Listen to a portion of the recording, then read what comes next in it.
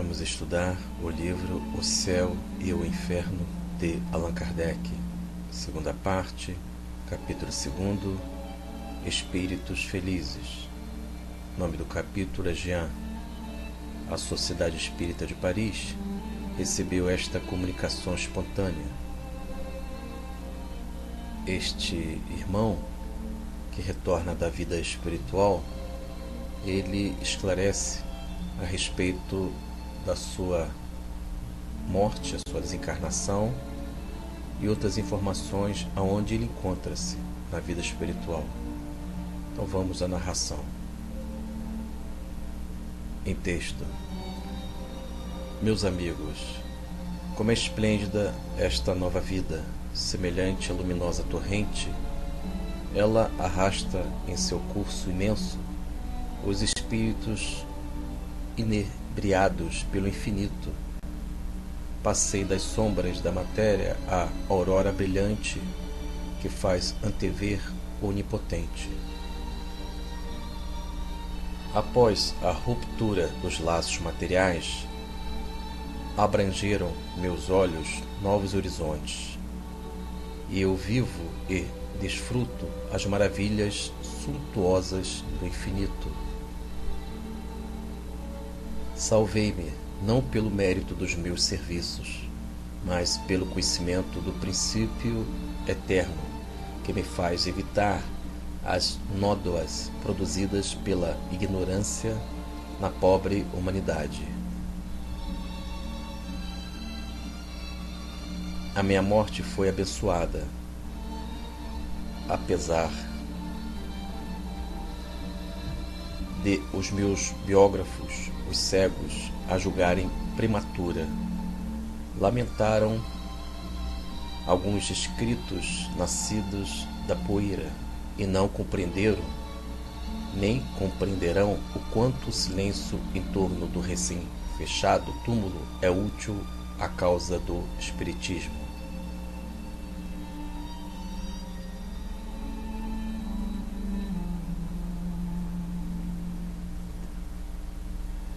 O nosso amigo que fez as suas considerações iniciais, ele diz, segundo a Sociedade Espírita de Paris, nesta obra O Céu e o Inferno, ele diz que onde ele encontra-se na vida espiritual é um ambiente luminoso. Ele diz que é o infinito. Ainda orienta para todos nós que devemos silenciar, evitar qualquer comportamento áspero com aqueles que deixaram o mundo material, o desencarnado. Estas foram as orientações e explicações do irmão Jean. Vamos agora para a evocação, para que nós tenhamos mais esclarecimentos. Evocação. Em texto. Acudo com prazer ao vosso chamado, Senhora. Tendes razão. A perturbação espiritual não existe para mim. Isso correspondia ao pensamento do médium. Exilado voluntário na terra, onde devia lançar a primeira semente sólida das grandes verdades que neste momento envolvem o mundo, eu tive sempre a consciência da pátria espiritual e depressa me reconheci entre irmãos. Pergunta. Agradeço a vossa presença, embora não creia que o simples desejo de conversar convosco determinasse a vossa vinda. Deve haver necessariamente uma tão grande diferença entre nós que só em considerá-la sinto-me possuído de respeito. Resposta. Minha filha, obrigado por essa boa ideia. Entretanto, deveis saber também que, por maior que seja a distância, em virtude da conclusão das provas mais ou menos felizes e prontamente terminadas, existe sempre um elo poderoso que nos liga, a simpatia. Esse elo vindes de o estreitar pelo vosso constante pensamento. Pergunta. Posto que muitos espíritos tenham explicado as suas primeiras sensações ao despertar. Poderias dizer-me o que experimentastes em tal conjuntura e como se operou a separação do vosso espírito? Resposta: igualmente qual com os outros, senti o momento da partida que se aproximava, mas feliz, porém, que muitos esse momento não me infundiu angústias, porque já lhe conhecia as consequências, conquanto fossem estas mais importantes do que eu supunha. Interrompendo a leitura, amigos dos estudos dos temas da vida, o irmão ele esclarece a respeito de algo importante. Ele diz aqui, nesta resposta no seu início, que ele já conhecia as consequências. Isso, se você conhece antecipadamente a vida espiritual, nos lembra uma questão do Livro dos Espíritos, 918, que diz em sua resposta, na primeira parte, que devemos conhecer antecipadamente a vida espiritual.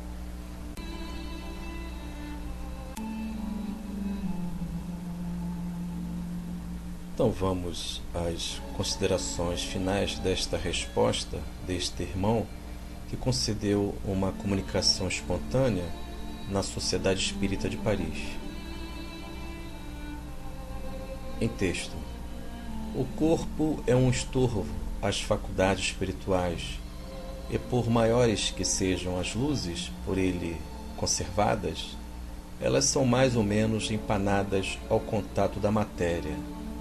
Fechei os olhos na esperança de um despertar feliz, e, se o sono foi breve, a admiração foi imensa.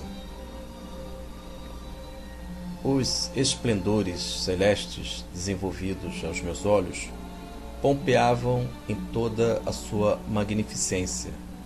A minha vista deslumbrada imergia na imensidão dos mundos cuja existência afirmara, bem como a sua habitabilidade. Era uma miragem a revelar e confirmar concomitantemente a justeza dos meus pensamentos. O homem, por mais convencido que seja, quando fala, tem algumas vezes a dúvida no íntimo do coração, desconfiando, senão da verdade que proclama, ao menos dos meios imperfeitos empregados para demonstrá-la. Convencido da verdade que insinuava, tive muitas vezes de dar combate a mim mesmo, ao desânimo de ver, de tocar, por assim dizer, a verdade, e não poder torná-la igualmente palpável aos que dela tanto precisam para prosseguir no caminho que lhes conviria. Finalizando a leitura, amigos dos estudos dos temas da vida,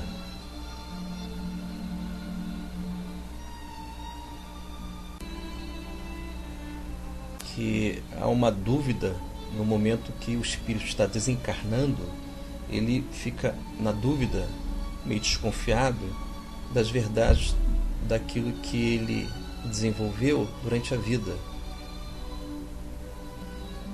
E este irmão, claramente, ele acredita na vida após morte. Então ele teve que combater esta dúvida, esta desconfiança no momento que ele estava deixando o mundo material.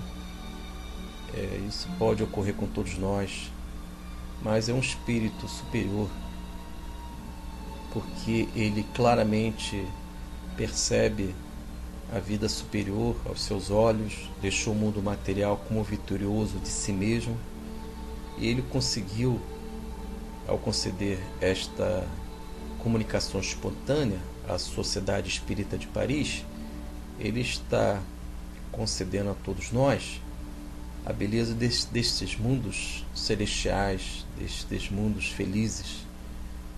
E o nosso irmão, ele alcançou esta beleza. Ele ainda diz, nesta resposta, que o corpo material, ele limita as faculdades espirituais. E ele diz que por mais que o espírito tenha já alcançado alguma evolução, algum progresso espiritual, o corpo, ao contato com o corpo, dá limite, nos limita, para que as nossas faculdades espirituais, as nossas sensibilidades da alma, elas não conseguem aflorar, acontecer com a sua potência, porque a matéria, o corpo, ele limita, ele cria as barreiras do mundo físico. Então, companheiros dos estudos, que nós tenhamos sempre as análises, as avaliações dos conteúdos da vida, para que possamos entender que nada neste mundo aqui é para sempre. Um dia nós iremos deixar o mundo material, o mundo físico, e devemos, neste momento, agir com equilíbrio, agir de forma prudente, moderada.